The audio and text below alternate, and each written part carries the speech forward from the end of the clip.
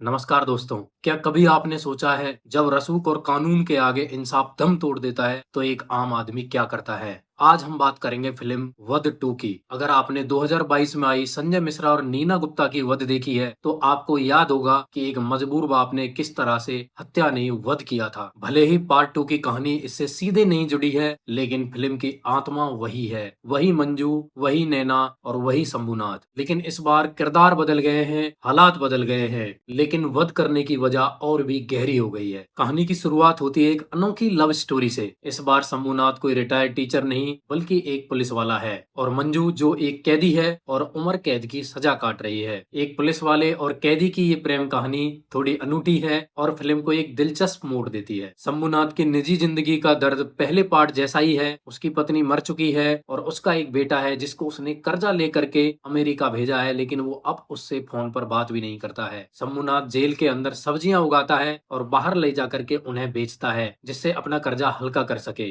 वो सिस्टम का पार्ट होते हुए भी सिस्टम से कटा हुआ इंसान है। कहानी में मोड़ तब आता है जब नैना की एंट्री जेल में होती है। नैना इस बार कोई 12 साल की मासूम बच्ची नहीं है, बल्कि एक बैंक में एम्प्लॉय है जिसको चोरी के झूठे आरोप में जेल भेज दिया गया है। और नैना का नाम सुनते ही जिन्होंने वध का पहला पार्ट देख रखा है उनके दिमाग में आता है कि इस बार भी नैना को लेकर ही वध होने वाला है। और अगर आपने 2022 में आई वध मूवी नहीं देखी है और आप इसकी कहानी सुनना चाहते हैं तो मेरे चैनल पर जाकर के सुन सकते हैं। फिल्म का असली विलेन है केशव, जो एक रसूखदार विधायक का भाई है। विधायक अपने वोट बैंक के लिए उसे जेल तो भेज देता है, लेकिन उसकी राजशाही यहाँ जेल में भी चल रही होती है। और यहाँ पर एंट्री होती है जेलर की, और जिसका नाम है प्रकाश सिंह। और वो बहुत ही सख्त और कानून कायदे वाला जेलर है, जिसको शुरुआत में देख करके आपको लगेगा कि ये एक अच्छा करेक्टर है। वो बिना किसी सिस्टम की परवाह के केशव को इतना मारता है कि उसे अधमरा कर देता है। लेकिन लास्ट में फिल्म ऐसा मोड़ लेगी कि वही जेलर अपनी जेल की सलाखों के पीछे चला जाता है। अब मैं इस ट्विस्ट को डिस्क्लोज नहीं करूंगा, ये आप मूवी में देखेंगे तो ही मजा आएगा। यह फिल्म पुलिस विभाग की उस कड़वी सच्चाई को भी दिखाता है जिसे देख करके खून खौल उठता है। कैसे वर्दी वाले एक गुंडे के आगे अपनी दुम हिलाते हैं। फिल्म दिखाती है कि कैसे विभाग की एक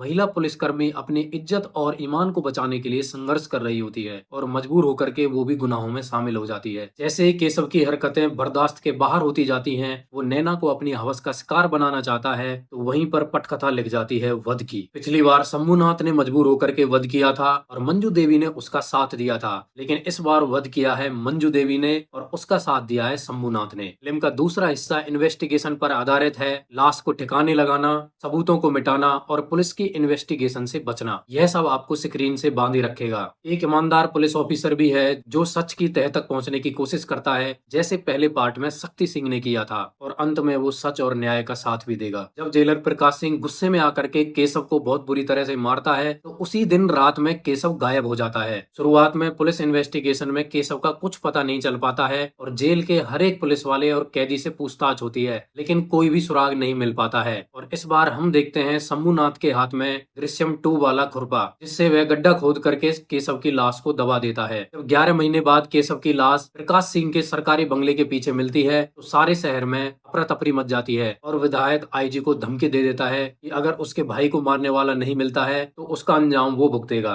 और अब होती है दोबारा से पुलिस इन्वेस्टिगेशन, जिसमें एक एक करके हमें सीन में दिखाया जाता है कि केशव को कैसे मजबूर होकर के मंजू देवी मार देती है और फिर शंभुनाथ जेल से निकाल करके उसको अपने सब्जियों में छुपा करके ले जाता है और उसको ठिकाने लगा देता है। अब बात करते हैं फिल्म के मैसेज की। वध 2 फिर से हमें सिखाती है कि बुराई कितनी ही ताकतवर क्यों ना हो, उसका अंत निश्चित है। लेकिन फिल्म में मुझे एक चीज बहुत ज्यादा खटकी, वो है पुलिस और शराब का चित्रण। जैसे ही पुलिस पर थोड़ा सा भी प्रेशर आता है उनके हाथ में आ जाता है दारू का गिलास। कुछ ऑडियंस इस चीज को देख करके इस बात को अपने घर तक लेकर के जाएगी, लेकिन ध्यान रहे रील और रियल में डिफरेंस होता है। इसके अलावा विधायक जो असली गुनहगार है और केशव जैसे राक्षस को पाला है, उसको यहाँ पर सजा काटते हुए नहीं दिखाया गया है, जो थोड़ा सा अधूरापन छोड़ देता है। कुल मिलाकर वध 2 एक बेहतरीन थ्रिलर है जो समाज को आईना भी दिखाती है और सिस्टम की कमियों पर चोट करती है। सभी एक्टर्स ने अपनी भूमिका बहुत अच्छे से निभाई है। अगर आप एक दमदार कहानी और सस्पेंस के शौकीन हैं तो यह कहानी आपको बिल्कुल निराश नहीं करेगी। मेरी तरफ से इस फिल्म को 5 में से 3.5 स्टार। दोस्तों, वध 2 देख करके आप कमेंट्स में जरूर बताना